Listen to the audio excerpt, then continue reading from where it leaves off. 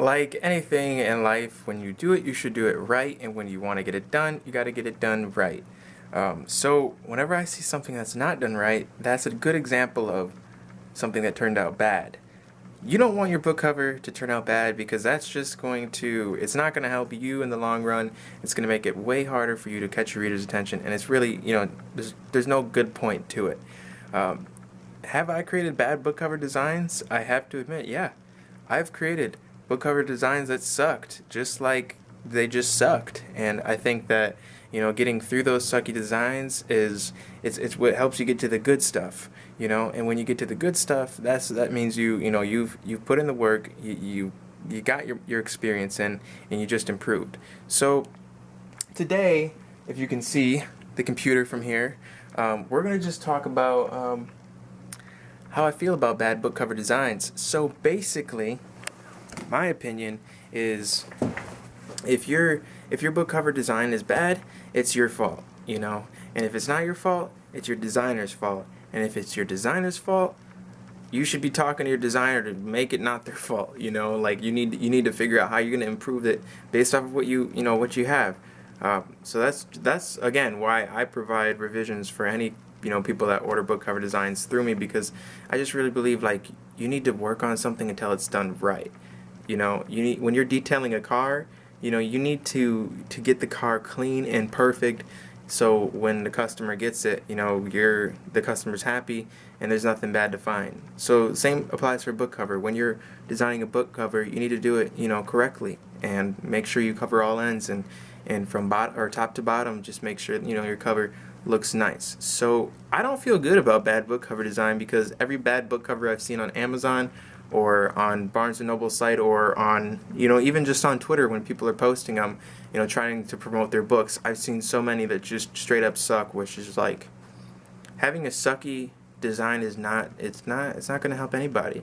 And I think as a designer, it just makes me go, you should change this, you should change that, you should do this, you should do that.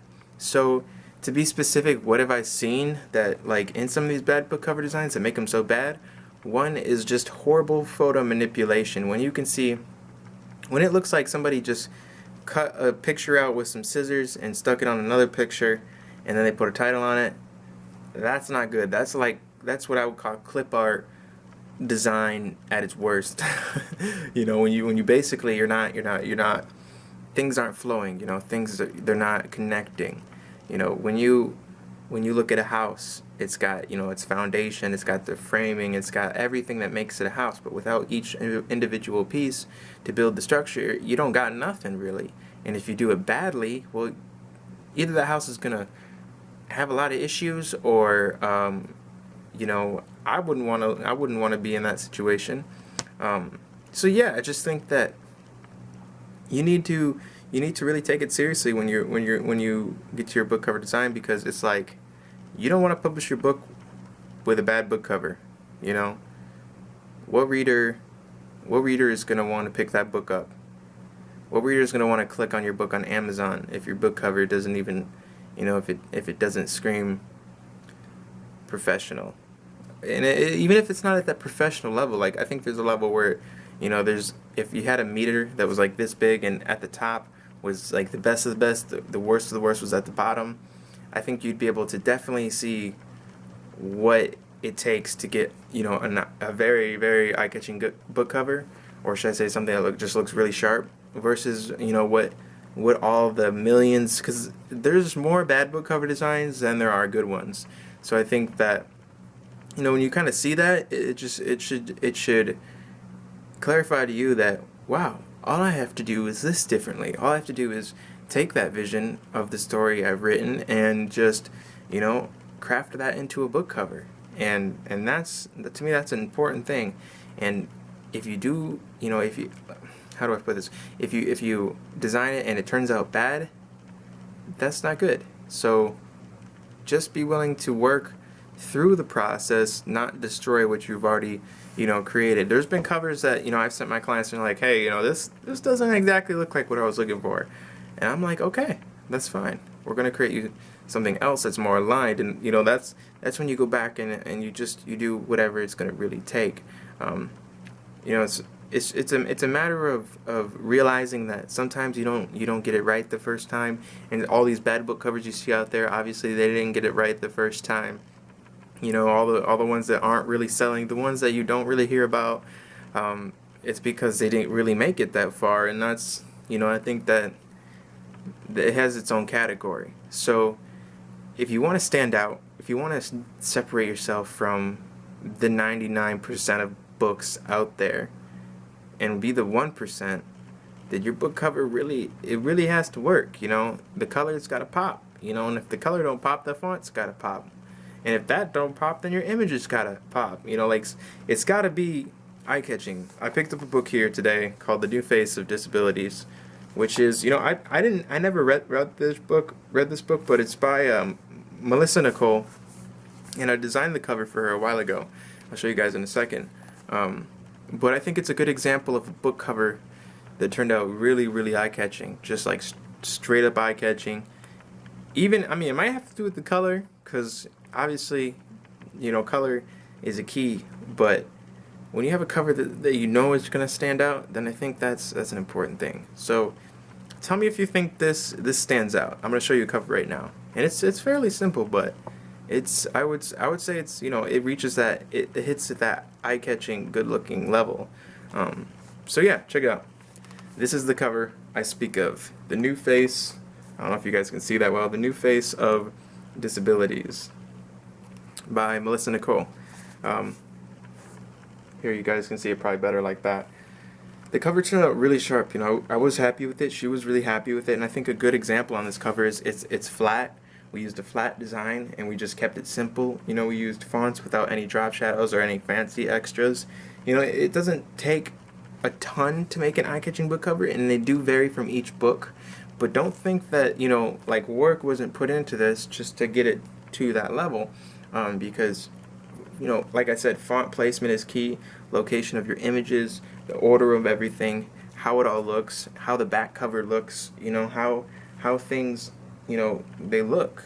And we didn't actually do a spine for this one, and now that I'm looking at it, it's like, yeah, we could probably go back and, you know, add a spine title in there. You know, when you write a thin book, and this is how many pages is it? Sorry, I had the camera aimed over here for a second, guys. Sorry about that. Let's see how many pages this is. You know, I wish she had a page count thing at the bottom of her pages like most books have, but I don't see that in this book. So I think that that's definitely something you'd want to make sure is in your book, have the page count in there. And I'm not dogging her on this book or anything, but if I want to see how many pages a book is, then I need to know, you know. But we're back to the cover design. Make sure you pick a good color. Even if I chose orange or yellow or any other one, there's, dude, like, the whole color spectrum, are you kidding me? And it's at you can use it at your will. So, like, it's really up to you to make a difference and to just be like, look, I'm going to stand out. My book cover is not going to look bad, and I'm going to work with someone, or I'm going to do it myself until I get to the point where it's like, dang, that actually looks good, you know? That actually looks good. Here, I will, if you guys could just pay attention to me for 1 second. I'm going to actually pull up a post I posted on Instagram earlier. And yeah, so let's look at it together. This was a post, I just created this morning. You know, a few 3D renderings.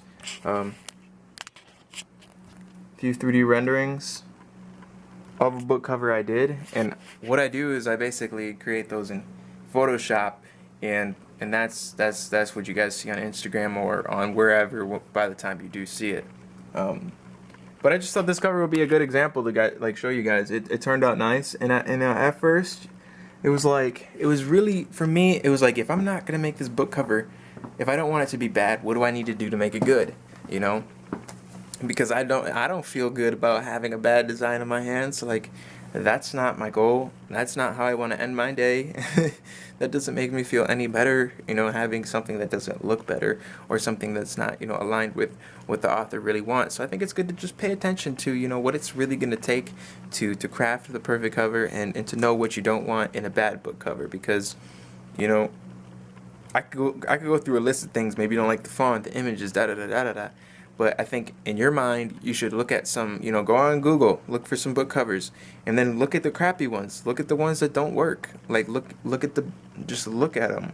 And when you get a better idea of what doesn't work, it's gonna help you see what does work. And I know it seems like a simple, or it is simple, but I know it seems like a step that most people wouldn't take, and it's probably because most people aren't taking that step. But again, that's why I ask my clients to send me a book cover you do like. And I asked them this on my order form because it's like,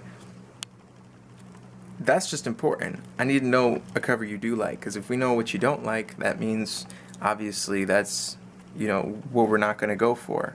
But I don't need to always see that. I think it's just I think it's for the author and for the individual, the person that's writing the book, to know, like, okay, those are bad book covers, and those are books that just didn't really work. Or I guess it's always an opinion, but I mean, I try not to be a judgmental person of things, but at the same time, I think you have to have like that critical level of just thinking where it's like, does this look good or does this not look good?